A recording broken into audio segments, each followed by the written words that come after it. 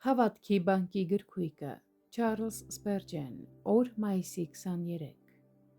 Որովհետև նա կփրկի խեղճին, որ աղաղակում է,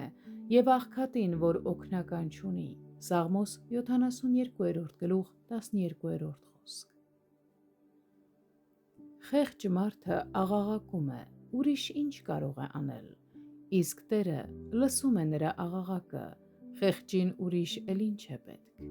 Իմ խեղճ բարեկամ, անմիջապես սկսիր աղաղակել, քանզի դրա մեջ է քո իմաստությունը։ Մի լացիր ընկերներիդ առաջ, քանզի նույնիսկ եթե նրանք կարողանան օգնել քեզ,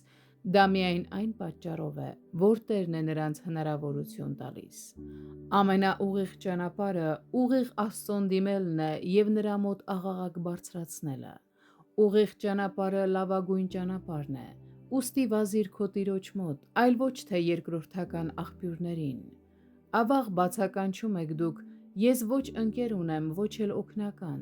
ուրեմն ավելի լավ։ Դուք ամբողջովին կարող եք վստահել Աստծուն երկուսի դեպքում էլ, և միջոցների պակասի, և օգնականների պակասի համար։ Թող ձեր կրկնակի կարիքը դառնա ձեր կրկնակի աղոթքը։ Նույնիսկ ժամանակավոր կարիքների համար կարող եք վստահել Աստծուն, քանի որ նա հոգ է տանում իր զավակների մասին նույնիսկ այս ժամանակավոր հարցերում։ Ինչ վերաբերում է հոգևոր կարիքներին, որոնք ամենից ծանրն են, Տերը կլսի ձեր աղաղակը, կազատի ձեզ և կհոգա ձեր մասին։ Ով աղքատ բարեկամ, դիմիր քո հարուստ Աստծուն, ով անօգնական, վստահիր նրա օգնությանը։ Նա երբեք չի հիասթափեցրել ինձ, և վստահ եմ, որ երբեք չի էլ հիասթափեցնի նաև քեզ։ Եկ որպես մուրացկան, և Աստված չի մերժի քո համար պատրաստված օգնությունը քեզ տալ։ Եկ առանց որևէ արդարացման, միայն նրա շնորհի վրա հույս դնելով։